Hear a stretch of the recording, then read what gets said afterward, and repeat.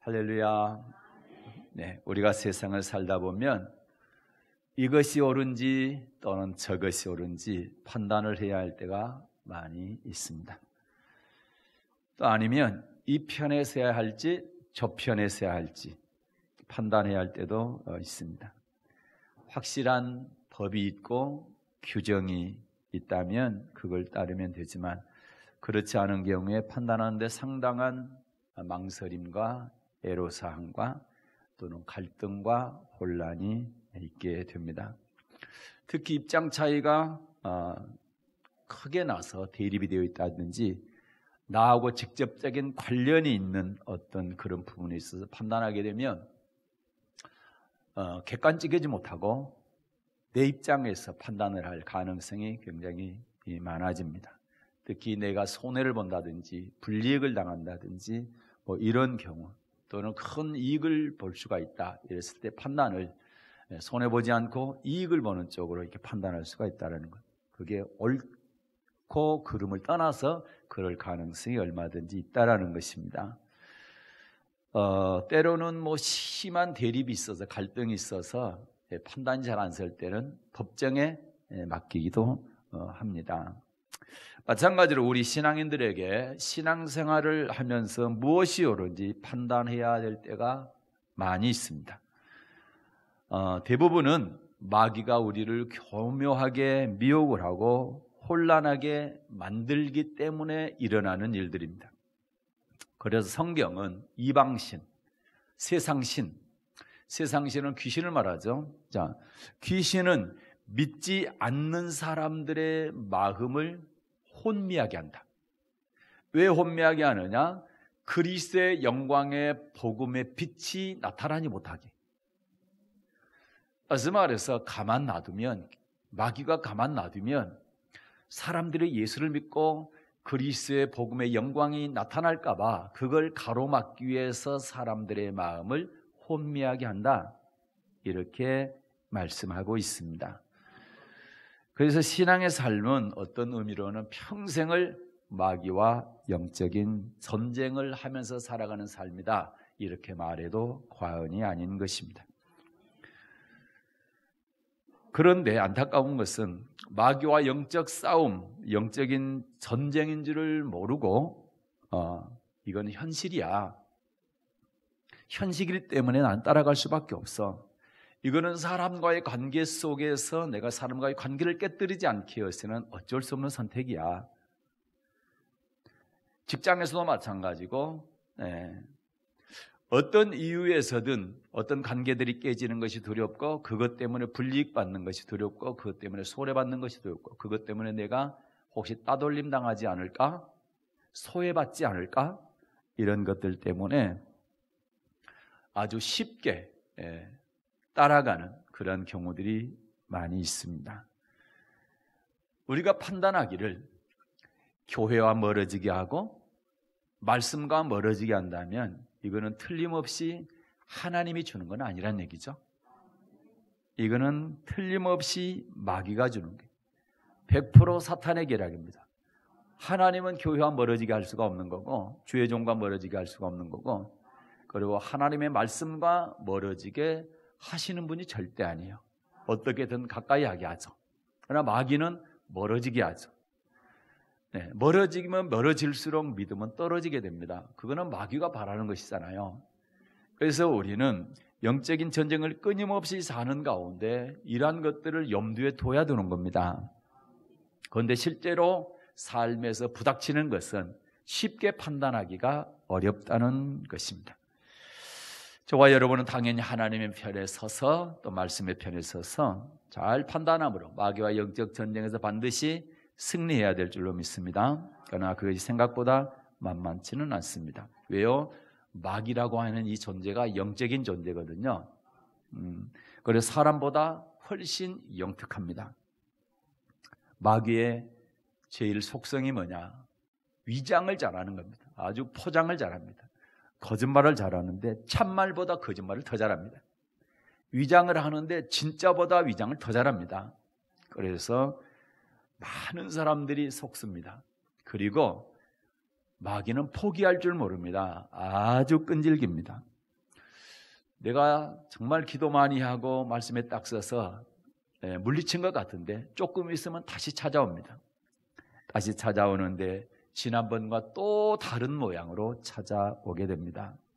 그런데 속에는 노략질하는 일인데도 불구하고 겉모습은 순한 양의 모습으로, 광명한 천사의 모습으로, 의의 일꾼의 모습으로 찾아옵니다. 예수님조차도 평생을 이 마귀가 따라다녔잖아요. 그러면 우리는 무릎을 것도 없지요. 그래서 우리는 평생 마귀와 싸울 각오를 단단히 하고 잘 대처해야 될 줄로 믿습니다. 그래서 오늘은 영적인 전쟁에서 승리할 수 있도록 아주 큰 도움을 주는 그런 말씀을 나누도록 하겠습니다. 오늘 하나님께서 우리에게 주시는 말씀은 사도행전 4장 18절부터 20절 말씀입니다. 오늘 본문을 중심으로 어떻게 판단할 것인가 라는 제목으로 함께 은혜를 나누겠습니다. 먼저 본문 말씀을 다 같이 받아 읽겠습니다. 사도행전 4장 18절부터 20절입니다. 그들을 불러 경계하여 도무지 예수의 이름으로 말하지도 말고 가르치지도 말라 하니 베드로와 요한이 대답하여 가로되 하나님 앞에서 너희 말 듣는 것이 하나님의 말씀 듣는 것보다 옳은가 판단하라. 우리는 보고 들은 것을 말하지 아니할 수 없다 하니 아멘. 오늘 사도행전 4장 본문 말씀은 사도행전 3장 1절부터 쭉 연결되어서 이어져 온 말씀입니다. 사도행전 3장에서 어떤 일이 일어났습니까? 40년 동안 한 번도 걷지 못하고 앉아서 성전 미문에서 구걸하던 그러한 사람이 베드로와 요한을 만나서 낫게 됩니다. 그래서 걷게 되죠. 걷고 뛰면서 성전에 들어가서 하나님을 찬미합니다. 그를 수없이 봐왔던 사람들이 얼마나 충격을 받았겠어, 놀랐겠어요. 아니, 이 사람 도저히 불가능할 것 같은 이런 기적이 일어난 것을 직접 눈으로 보고 수많은 사람들이 그룹대처럼 몰려와서 베드로와 요한을 주목합니다. 어떻게 된 일이냐? 그래서 베드로와 요한을 뚫어지게 다 바라봅니다. 모든 사람들이 베드로와 요한을 쳐다보게 될 때 그들이 이렇게 말합니다. 너희들이 왜 우리를 주목하느냐? 이를 낫게 한 분이 있는데 그분이 바로 나사렛 그리스도 예수다. 예수를 드러내고 예수님을 높이게 됩니다. 그러면서 너희들이 십자가에 못 박아 예수를 죽였는데 하나님께서, 너희들이 믿는 하나님께서 그 예수를 다시 살리셨다. 그랬더니 세상에 사람들이 3,000명이 돌아옵니다. 5,000명이 돌아옵니다. 어마어마 많은 사람들이 제자들의 말을 듣고 예수를 믿게 됩니다. 그랬더니 충격을 받고 위기를 느낀 사람들이 있었습니다. 이 사람들이 누굽니까? 바로 종교 지도자들, 당시에 종교 권력을 가지고 있던 바리새인과 서기관들과 또 사두개인들과 장로들과 그리고 제사장들이었습니다. 이들이 사도들을 잡았습니다. 붙잡았습니다. 그리고 세워놓고 신문을 합니다. 그런데 아무리 신문을 해봐도 일어난 그러한 기적의 사건을 수많은 사람들이 다 봤기 때문에 덮을 수가 없습니다. 그렇다고 부인할 수도 없는 겁니다. 한번 일어난 기적을 부인할 수도 없고 덮을 수도 없고, 그렇다고 감출 수도 없고 꼬투리 잡을 수도 없습니다. 사실이기 때문에. 요즘 쓰는 많은 단어 가운데 팩트라는 단어를 많이 쓰는데 사실이기 때문에 그렇습니다. 그래서 이들의 결론은 뭡니까? 앞으로 예수 이름으로 말하지도 말고 가르치지도 말라. 협박하고 위협합니다. 그렇게 될 때에 이 베드로를 비롯해서 사도들이 어떤 반응을 하느냐, 오늘의 그 핵심 말씀을 통해서 은혜를 받게 될 것인데, 자, 사도행전 4장 18절을 먼저 읽겠습니다. 사도행전 4장 18절, 이들이 사도들을 협박하는 장면 읽겠습니다. 그들을 불러 경계하여 도무지 예수의 이름으로 말하지도 말고 가르치지도 말라 하니 아멘. 이 종교 권력자들이 앞으로는 절대로 예수 이름으로 말하지도 말고 가르치지 마라. 예수 이름 꺼내지도 마라. 이렇게 위협을 하게 되죠. 사도들은 아주 심각한 선택을, 아주 중요한 선택을 해야 했습니다. 이 권력자들의 말대로 예수의 이름으로 말하거나 가르치는 것을 중단하든지 아니면 위협과 협박과 또는 핍박과 또는 불이익과 감옥 가든지 안 그러면 죽임을 당하든지 그런 위기 속에서 계속 예수의 이름을 말하고 예수의 이름을 가르쳐야 될 것인지를 판단을 해야 했습니다. 이러한 판단은 사도들에게만 해당되는 것이 아닙니다. 여러분과 저에게도 똑같이 끊임없이 평생 동안 이러한 판단을 해야 될 때가 찾아옵니다. 아주 심각한 그리고 아주 중요한 판단해야 할 상황에서 사도들은 어떤 판단을 했는지 그들의 우리의 거울이 되고 이해가 되는 것입니다. 사도들이 어떤 판단합니까? 19절 보겠습니다. 받아 읽겠습니다. 베드로와 요한이 대답하여 가로되 하나님 앞에서 너희 말 듣는 것이 하나님의 말씀 듣는 것보다 옳은가 판단하라. 아멘. 하나님 앞에서 너희 말 듣는 것이 옳은지 하나님의 말씀 듣는 것이 옳은지 사람의 말이 옳은지 하나님의 말씀이 옳은지 한번 판단해라. 너희들도 하나님 믿지 않냐? 그러면 사람 말 들어야 돼? 하나님 말 들어야 돼? 어떤 것이 옳아? 너무나 당연한데 이게 쉽지 않습니다. 하나님의 편에 서면 형통하고 잘 나가면 누가 이 판단을 못하겠습니까? 이 선택을 못하겠습니까?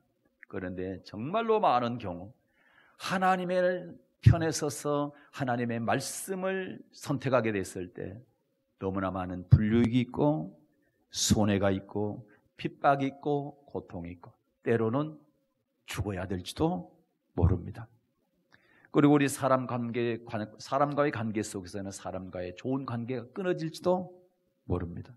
사업을 하시는 분들은 사업에 불이익이 있을 수도 있습니다. 직장에서는 직장의 승진에 장애를 받을 수도 있습니다. 그래서 우리는 이런 순간을 만났을 때 그러한 것을 각오하고라도 하나님의 말씀 편에 설 것인가 그 판단을 우리는 할 것인가에 대해서 선택을 해야만 합니다. 이거는 어쩔 수가 없습니다. 이것이 우리가 사는 길이기 때문에 그렇습니다. 사도들을 보면 잘합니다. 종교 권력자들이 말한 대로 예수 이름을 말하지 아니하고 가르치지 아니했다고 한다면 사도들은 핍박받지 않습니다. 불이익을 당하지 않습니다. 그런데 이들이 결정한 것은 하나님의 말씀 편에 선 겁니다.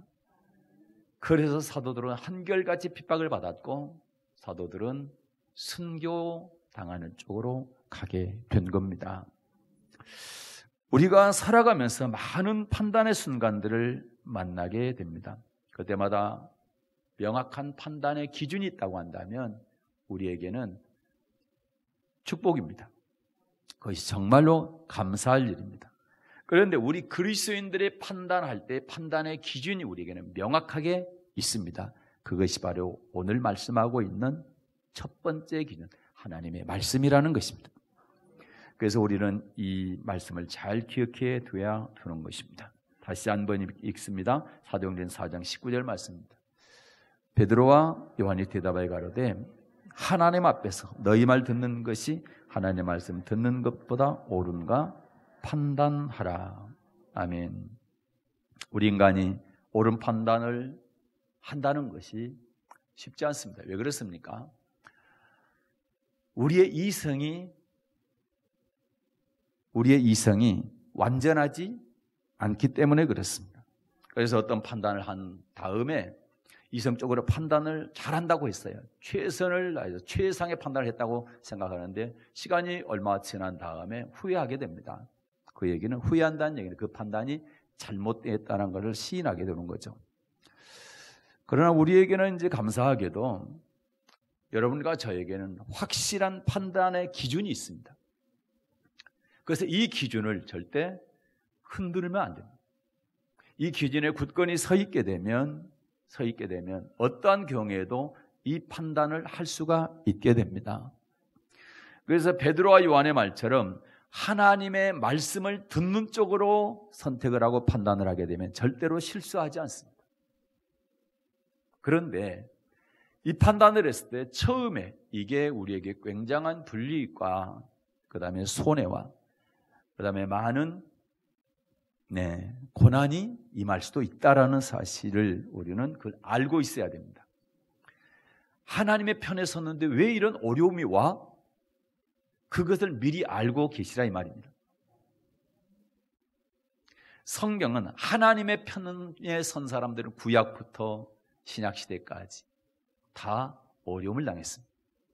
그러면 하나님의 편에 서면 어려움을 당하면 하나님의 편에 안 서면 좋겠네? 이렇게 생각하는 사람이 있다고 한다면 그건 너무 아니란 생각이고 너무 쉬운 생각이고 조금 더 좀 강력하게 말씀드리면 어리석은 생각이죠. 왜요? 하나님 믿지 않고 천국 가는 길은 없기 때문에 그렇습니다. 여러분과 제가 예수 믿는 가장 궁극적인 이유가 뭡니까? 그분이 계신 천국에 영원히 살기 위한 겁니다. 천국을 포기하면 그런 말을 할 수 있지만 천국을 포기하지 않는다고 한다면 우리는 하나님을 떠날 수가 없고 하나님의 편에 반대되는 그 편에 설 수가 없고 그 판단을 할 수가 없는 것입니다.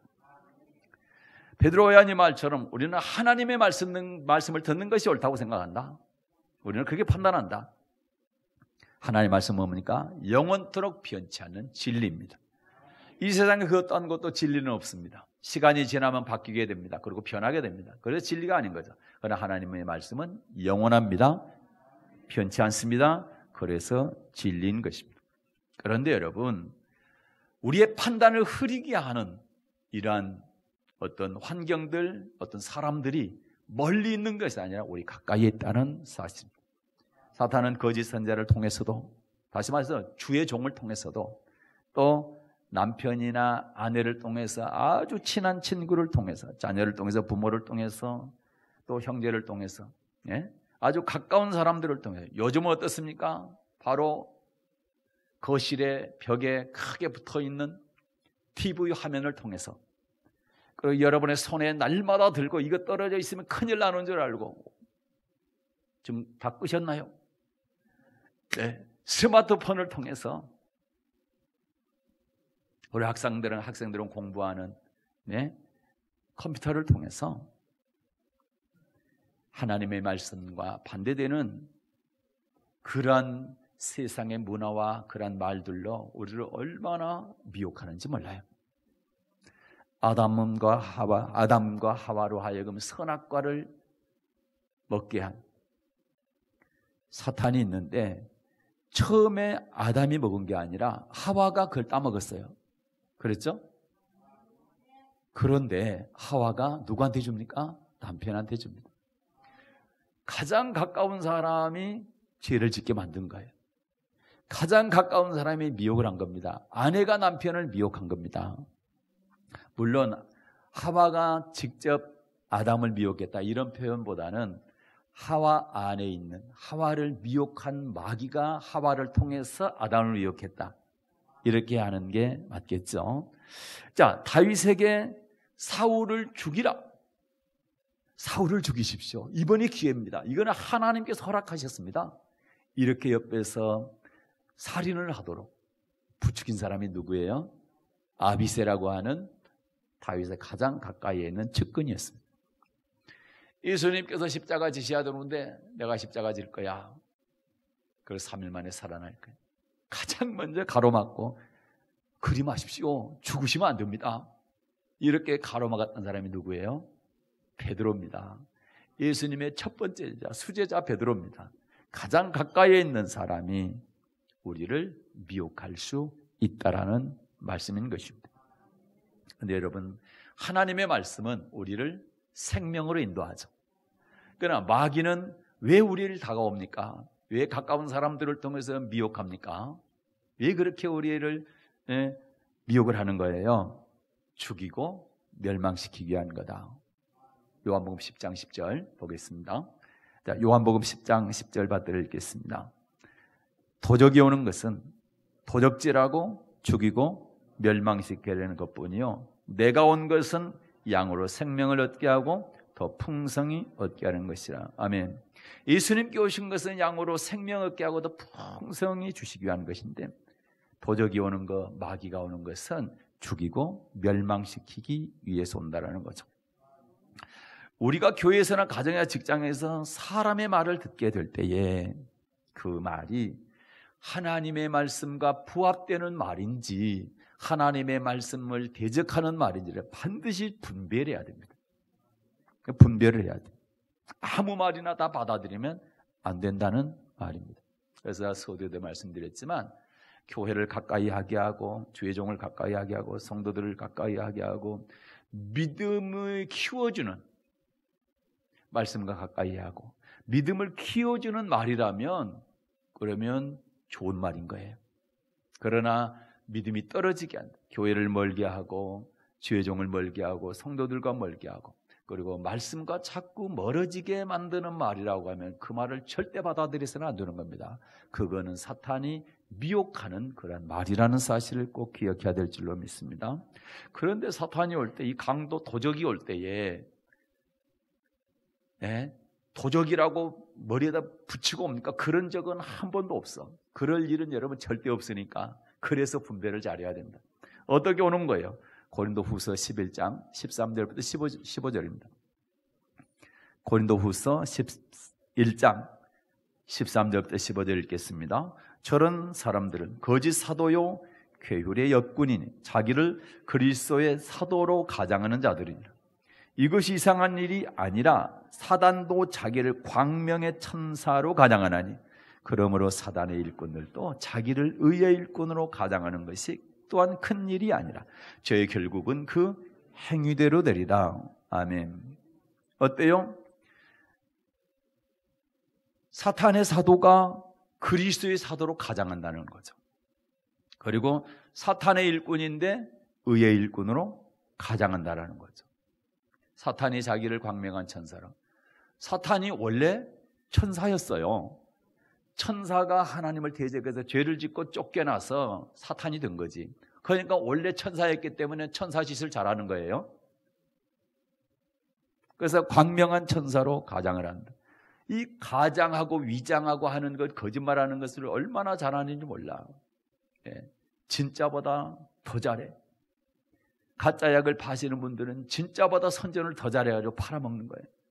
가짜인 줄 알면 누가 사요 그거를. 그런데 가짜인 줄을 모르고 사는 거죠. 그런데 그게 가짜인 거예요.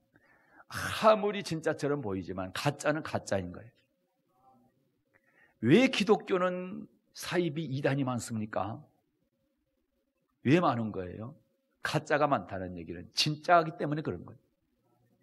가짜는 가짜를 만들질 않아요. 그냥 진짜는 가짜가 있어요. 진짜처럼 보이기 위해서. 어렵습니까? 위조 지표가 왜 있는 거예요? 진짜 지표가 값이 있기 때문에 위조 지표가 있는 거예요. 신문지를 갖다가 그 위조하는 거 봤어요? 신문지 위조해 가지고 뭐 합니까? 위조 안 합니다. 왜? 그 값이 안 나가기 때문에. 그 값이 쌀 때는 폐지 줍는 분들도 안 가져가. 그런데 지폐는 위조 지폐가 있죠. 왜? 값이 있기 때문에 그래. 기독교 왜 이렇게 이단들이 많나? 진짜기 때문에 그런 거예요. 그런데 사탄이 얼마나 위장을 잘하고 거짓말을 잘하고 가장을 잘하는지 몰라. 그래서 우리는 속아서는 안 되고 분별을 잘 해야 됩니다. 그래서 성경은 거짓 선지자들, 거짓 사도들 그들이 말하는 것을 다 믿지 마라. 그들의 영이 어떤 영인지 분별해라. 이렇게 말씀하는 거예요. 요한일서 4장 1절 보겠습니다. 받아 읽겠습니다. 사랑하는 자들아, 영을 다 믿지 말고 오직 영들이 하나님께 속하였나 시험하라. 많은 거짓 선지자가 세상에 나왔습니다. 아멘. 선지자는 뭐 하는 사람입니까? 하나님의 말씀을 대신 전하는 사람, 대언자. 하나님의 말씀을 대신 전하는 사람인데, 세상에 선지자가 많이 나왔는데 어떤 선지자가 많이 나왔다는 말입니까? 거짓 선지자가. 하나님의 말씀을 대신 전하는 사람이라고 하면서 거짓 선지자가 나왔다는 얘기는 하나님의 말씀 대신에 사람의 말을 전하는 사람들이 많이 나왔기 때문에 영분별하라 이렇게 말씀합니다. 좀 더 깊이는, 자, 베드로가 예수님을 가로막았을 때 주여 그리마옵소서 했을 때 예수님께서 사탄아 내 뒤로 물러가라. 너는 나를 넘어지게 하는 자로다. 네가 하나님의 일을 생각지 않고 사람의 일을 생각하는도다. 그러면 여러분, 하나님의 일을 생각하고 하나님의 일을 말하지 않고 사람의 일을 생각하고 사람의 말을 하게 되면 예수님 뭐라고 그랬어요? 사탄아 내 뒤로 물러가라. 그래서 하나님의 말씀이 아니라 사람의 말을 하게 되면 그 속에는 뭐가 들어있어요? 사탄이 들어있다 말이죠. 그 사람이 사탄이란 말이 아니라 사탄이 그 뒤에서 역사한다, 조종하고 있다 이 말이죠. 그래서 분별하라 이 말입니다. 그래서 선지자들이 선포하는 말이 하나님의 말씀인지 사람의 말인지를 분별하라 이 말입니다. 하나님의 말씀을 하게 되면 하나님께 속한 자고 사람의 말을 하게 되면 사탄에 속했다 이 말입니다. 그 말씀. 그래서 영분별을 잘 해야 되는 것입니다.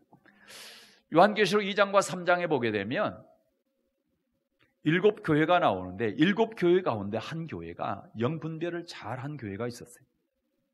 에베소 교회입니다. 요한계시록 2장 2절 보겠습니다. 요한계시록 2장 2절 받아 읽겠습니다.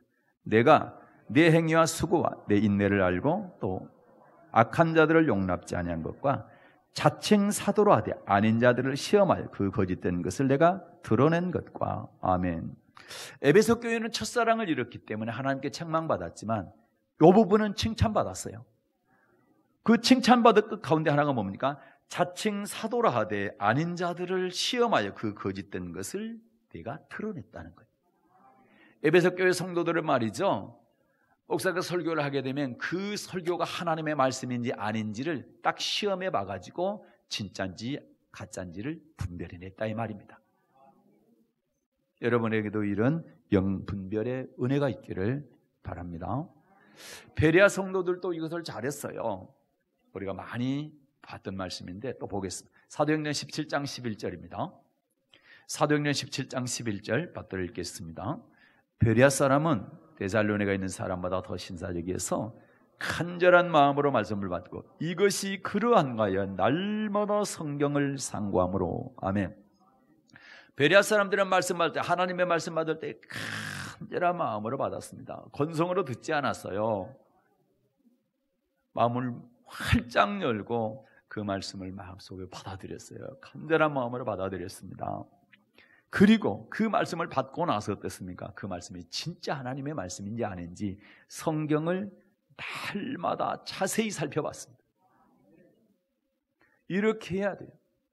그냥 목사님이 설교하면 막 이 목사님 설교가 다 맞나 보다, 성경 구절 읽어주니까 이게 다 맞나 보다, 그렇게 무조건 받아들이면 안 된다.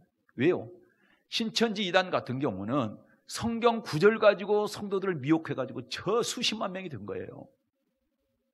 성경 구절 아니고 다른 데서 어떤 불경에서 가져오고 뭐 그런 게 아니고요. 성경 구절 가지고 교리 만들어 가지고 저 많은 사람들, 젊은 사람들을 그렇게 많이 미혹한 겁니다. 특별히 청년들을. 그래서 우리는 베레아 사람들처럼 하나님의 말씀을 받을 때는 간절한 마음으로 받고 그 말씀이 정말로 하나님의 말씀인지 사람의 말인지를 성경을 통해서 분별할 수 있어야 된다. 그런 축복이 있기를 바랍니다. 영이라고 다 믿으면 안 됩니다. 말씀이라고 하니까 말씀인가 보다 하고 무조건 아멘하고 믿으면 안 된다라는 거예요. 진짜 하나님의 말씀인지 기록된 말씀으로 판단을 해야 된다. 성경에 기록된 말씀으로 판단해야 된다. 예, 이단들은 말이죠, 자기의 목적에 맞게끔 자기들의 목적에 맞도록 왜곡하고 편집도 하고 변질시키고, 그래서 성경 구절만 끄집어내가지고 그것을 짜집기 해가지고 이걸 하나님의 말씀이 아닌데도 말씀을 하는 겁니다. 성경 구절은 분명히 말씀이에요. 근데 그 내용을 들여다보면 거기에서 내용을 짜집게 해가지고 거기서 드러난 것이 예수님이 드러난 것이 아니라 자기 교주가 드러나는 거예요. 이런 일들이 일어나게 되는 거예요.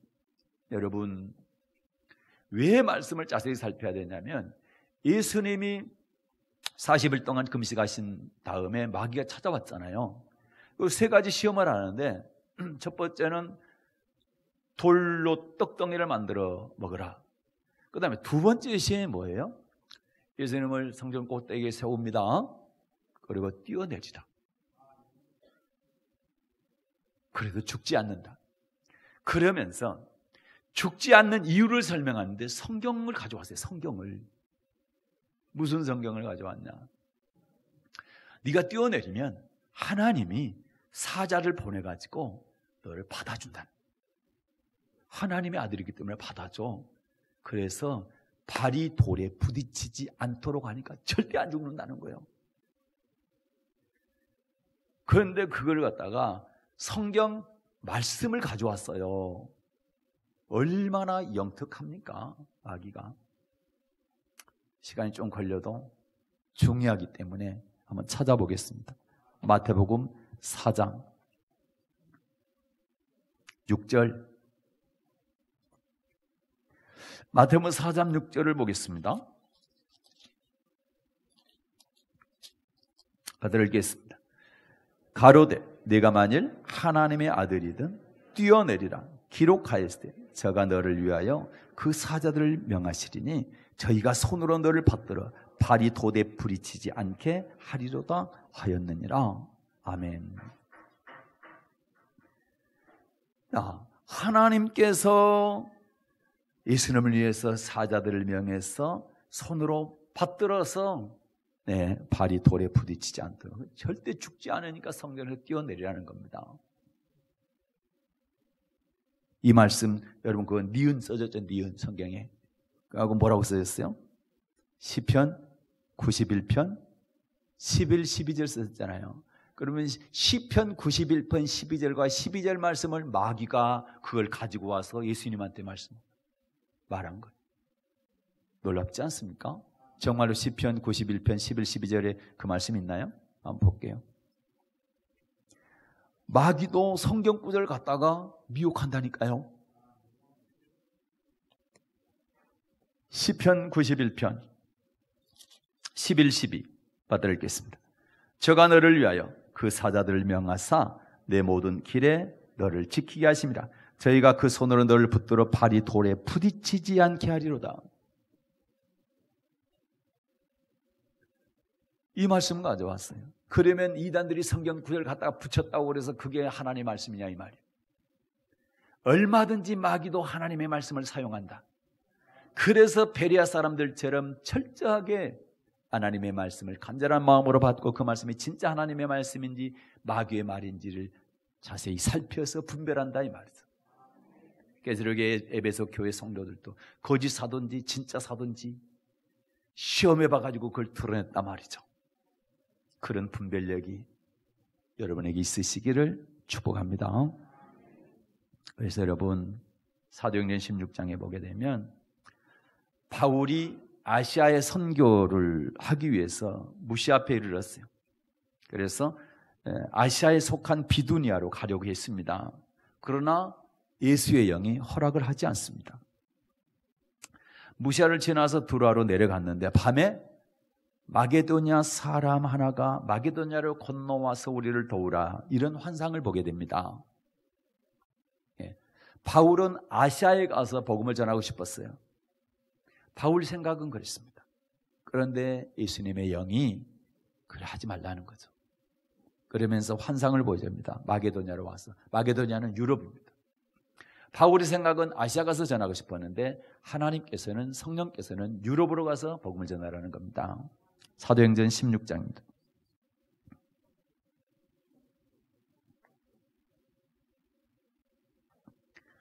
사도행전 16장 6절부터 10절 받들겠습니다. 성령이 아시아에서 말씀을 전하지 못하게 하시거늘 부르기아와 갈라디아 땅으로 가서 무시아 앞에 이르러 비두안으로 가고자 했을 때 예수의 영이 허락치 아니하시는지라. 무시아를 지나 두아로 내려갔는데 밤에 환상이 바울에게 보이니 마게도냐 사람 하나가 서서 그에게 청하여 가로되 마게도냐로 건너와서 우리를 도우라 하거늘 바울이 이 환상을 본 후에 우리가 곧 마게도냐로 떠나기를 힘쓰니 이는 하나님이 저 사람들에게 복음을 전하라고 우리를 부르신 줄로 인정함이라. 아멘.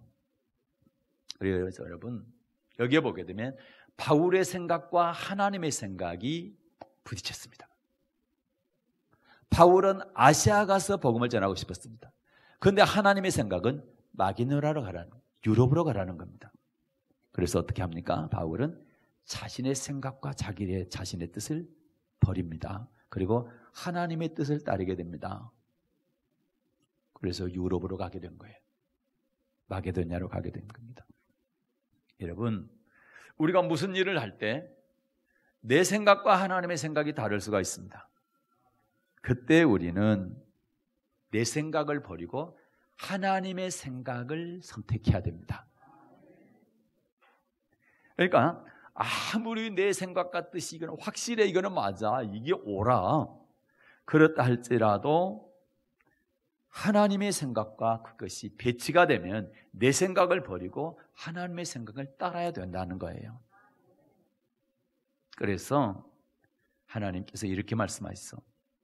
내 생각은 너희 생각과 높다. 하나님의 생각이 아무리 잘못된 것처럼 보여도 우리 인간의 생각보다는 높을 수밖에 없습니다. 하나님이 아무리 약한 것 같지만 우리 인간보다는 강할 수밖에 없습니다. 그래서 하나님이죠.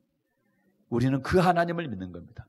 우리 인간보다 약한 하나님을 믿는 게 아니고요, 우리 인간의 생각보다 더 낮은 하나님의 생각을 믿는 것이 아니라 우리 인간보다 더 강하고 우리 인간보다 훨씬 높은 하나님의 생각을 따라가는 겁니다. 그래서 오늘 구약성경 읽었던 것 다시 읽겠습니다. 이사야 55장 8, 9절입니다. 이사야 55장 8절 9절 받아 읽겠습니다. 여호와의 말씀에 내 생각은 너희 생각과 다르며 내 길은 너희와 길과 달라서 하늘이 땅보다 높음같이 내 길은 너희 길보다 높으며 내 생각은 너희 생각보다 높으니라. 아멘. 하늘이 땅보다 높죠. 설마 땅이 하늘보다 높다 이렇게 말하신 분은 없겠죠. 그런 분이 계시다면 돌봐드려야 되겠죠. 그런데 여러분, 하나님의 생각이 하늘이고 우리의 생각은 땅이라는 얘기입니다. 그만큼 차이가 있다라는 얘기예요. 그런데 내가 너무 계획을 잘 세웠어요. 이거는 틀림없어요. 꼭 이렇게 해야만 돼요. 사람 관계 속에 든 사업 관계 속에 든 모든 거 이렇게 해야 돼. 그런데 하나님이 아니라면 아닌 겁니다. 네, 하나님의 생각을 따라야 되는 것입니다. 그런데 만일에 내 생각과 하나님의 생각이 부딪혔어요. 그런데 하나님의 생각을 무시하고 내 생각을 따랐을 때 어떤 결과가 찾아올까요? 신명기 1장입니다. 22절. 신명기 1장에 보면 이스라엘 백성들은 가나안 땅에 들어가기 전에 정탐꾼을 보내서 어느 길로 올라가야 할지 알아봅시다. 이구동성으로 이렇게 말하고 모세에게 건의를 했어요. 그랬더니 모세가 그 말을 받아들이게 됩니다. 신명기 1장 22절 받들어 읽겠습니다. 너희가 다 내 앞으로 나와 말하기를 우리가 사람을 우리 앞서 보내어 우리를 위하여 그 땅을 정탐하고 어느 길로 올라가야 할 것과 어느 성읍으로 들어가야 할 것을 우리에게 회복해 하자 하기에. 아멘. 이게 지금 사람들의 생각입니다. 다수의 사람들의 생각입니다. 이스라엘 백성들의 생각. 어때요? 무조건 올라갈 게 아니라 이게 전쟁인데 생사가 걸려 있는데 그냥 어떻게 올라가겠나? 땅을 잘 정탐해 봐서 어느 길로 올라가면 좋을까? 어느 성읍으로 들어가야 될까? 어느 성읍이 가장 약하고 어느 길로 올라가는 게 전쟁할 때 우리가 승리를 가져올 수 있겠는가? 이걸 정탐하자. 얼마나 합리적입니까? 그렇죠. 상식적이죠. 그리고 합리적이죠. 예. 그런데 하나님의 생각은 달랐어요. 그 앞절 볼게요. 21절. 하나님의 생각이 이 생각입니다. 22절은 다수의 사람들의 생각이고 21절은 하나님의 생각입니다. 읽겠습니다. 너희 하나님 여호와께서 이 땅을 너희 앞에 두셨은즉 너희 열조의 하나님 여호와께서 너희에게 이르신 대로 올라가서 얻으라. 두려워 말라 주저 말라 한즉. 아멘. 어느 길로 올라가야 될 것과 어느 성읍으로 들어가야 될 것을 정탐하자는 사람 생각과 아니다.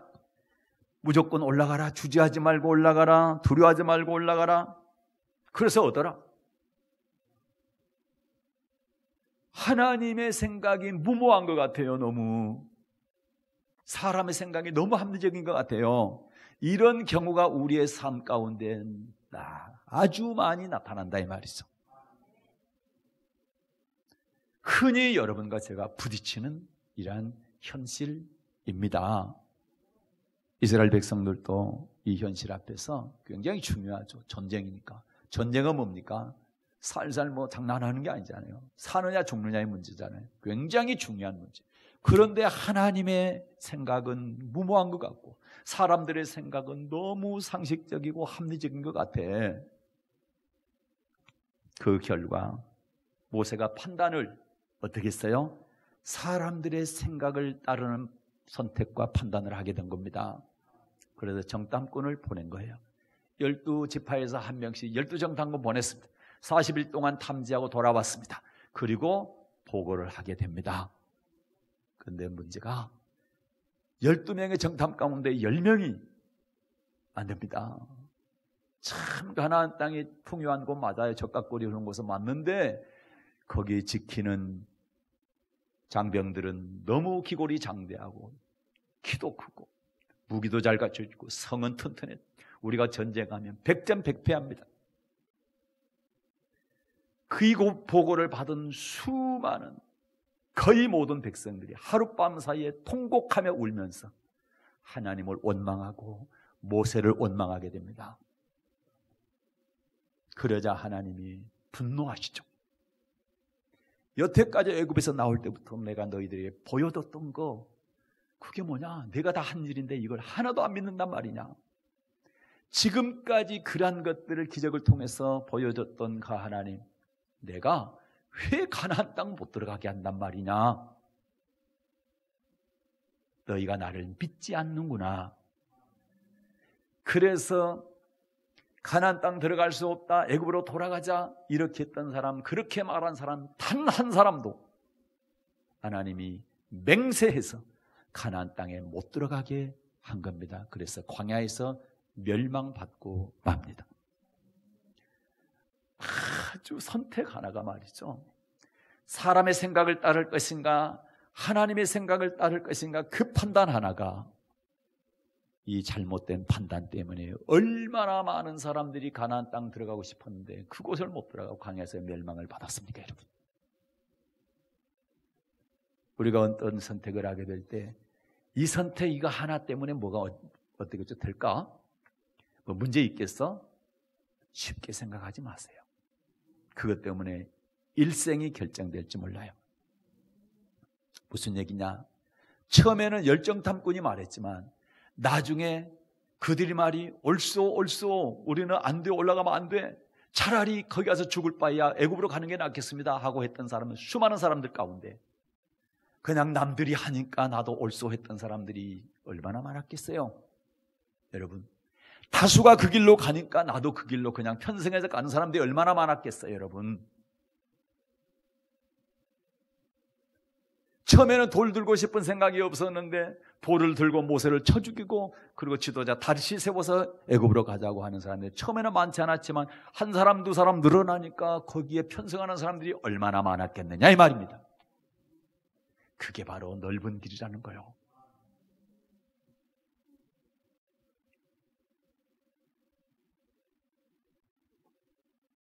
한 사람의 지도자가 어떤 결정을 하느냐에 따라서 이렇게 달라지게 됩니다. 그렇다고 해서 지도자가 잘못 결정했다고 해서 그 책임이 지도자에게만 돌아가느냐? 그렇지 않습니다. 잘못 결정했어도 여호수아와 갈렙은 그 잘못된 결정 가운데 보고 와서 하나님을 의지하고 하나님의 편에 서잖아요. 하나님께서 나와 함께 하시고 우리와 함께 하시면 하나님께서 원하시면 우리는 얼마든지 이길 수 있다, 승리할 수 있다, 들어갈 수 있다, 정복할 수 있다. 하나님이 하시면 우리 사람의 눈으로는 안 돼. 그러나 하나님께서 하시면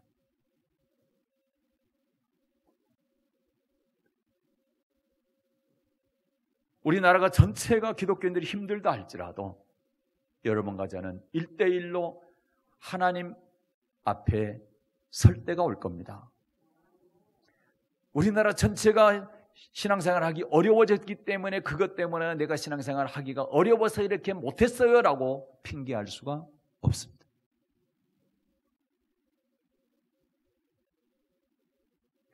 저는 요즘 이 시대에 대한민국에 태어난 것이 너무 감사해요. 기독교 역사도 그렇고 지금 이 시대도 교회 건물 지어놓고 십자가 세워놓고 마음껏 찬송하고 소리 질러서 기도하고 하나님의 말씀 마음껏 들을 수 있고 그렇게 할 수 있는 그러한 나라가 많지 않아. 갈수록 그러고 있어요. 그러나 언젠가 하나님께서 하나님의 때를 회복을 시켜주실 줄 확실히 믿습니다. 그러나 지금 하나님을 대적하는 쪽으로 세계가 많이 향하고 있어요. 그쪽으로 가고 있어요. 우리도 그렇지 말라는 법은 없어요. 그러나 어떤 상황이라도 상관없이 우리는 그 상황 속에서 하나님과 관계 속에서 내 신앙은 지켜나가야 된다. 사도들이 그걸 보여준 거예요. 사도들이 이 판단, 오늘 이 판단을 딱 제일 먼저 함으로써 그들의 앞길은 고통과 환난과 핍박, 고난의 연속이 되어집니다. 시작을 하게 된 겁니다. 그런데 이 결정을 한 거예요. 그런데 지금까지 여러분과 저를 비롯해 수백억의 인류가 예수를 믿게 될 때 사도들이 잘못된 판단을 했다. 이렇게 말하는 사람은 단 한 사람도 없지 않습니까? 그들의 판단은 옳은 판단이었지 않습니까? 사람의 말 듣는 것이 옳은가? 하나님의 말씀 듣는 것이 옳은가 판단하라. 모세 때에 사람의 생각과 하나님의 생각이 부딪혔습니다. 불행하게도 모세는 사람의 생각을 따랐습니다. 그 결과 그 수많은 백성들이 그렇게 들어가고 싶어도 꿈에도 그리던 가나안 땅 들어가지 말라고 못하고 다수가 광야에서 멸망을 받았습니다. 이러한 일들이 우리에게는 거울이 되고 이해가 되어야 될 줄로 믿습니다. 사랑하는 여러분, 하나님의 뜻, 하나님의 생각은 뭘로 합니까? 로마서 2장 18절 이 말씀 읽고 정리하고 마치겠습니다. 로마서 2장 18절입니다. 하나님의 생각, 하나님의 뜻은 뭘 통해서 알 수 있는가? 로마서 2장 18절 받들겠습니다. 율법의 교훈을 받아 하나님의 뜻을 알고 지극히 선한 것을 좋게 여기며, 아멘. 하나님의 뜻을 뭘 통해서 합니까? 율법의 교훈을 통해서 한다. 그래서 항상 여러분과 저는 무슨 일을 하든지 하나님의 말씀에 비춰봐서 내 생각보다 훨씬 높은 하나님의 생각을 따르는 지혜가 있기를 바랍니다. 고린도전서 1장 25절에서는 하나님의 미련한 것이 사람보다 지혜 있고 하나님의 약한 것이 사람보다 강하니라. 어떻게 하나님이 미련할 수가 있겠어요? 어떻게 하나님이 약할 수가 있겠어요? 그러나 비유한 겁니다. 하나님이 가장 약한 것이 있다 할지라도 아무리 강한 사람이 있다 할지라도 하나님보다 강할 수는 없다. 사람이 하나님께서 지혜가 없으실 수는 없죠. 그러나 아무리 하나님이 지혜롭지 못하고 미련한 것처럼 보이지만 사람의 가장 뛰어난 지혜보다는 더 뛰어나다. 하나님 이길 수 없다라는 겁니다. 그래서 여러분, 어떤 선택 앞에 판단 앞에 있었을 때 하나님의 말씀, 하나님의 생각을 선택하십시오. 그러면 여러분의 인생은 절대로 실패하지 않게 될 것입니다. 설령 그거 선택하고 내가 손해보고 그거 선택하고 내가 조금 어려움이 있어도 결국 하나님께서는 그 사람을 인정하게 될 겁니다. 그리고 이 땅에서 시편 23편의 복, 그리고 반드시 영생의 복을 받게 되는 그런 축복이 있게 될 줄로 믿습니다. 그런 복된 여러분 되시기를 예수님의 이름으로 축복합니다. 하늘이신 하나님 아버지,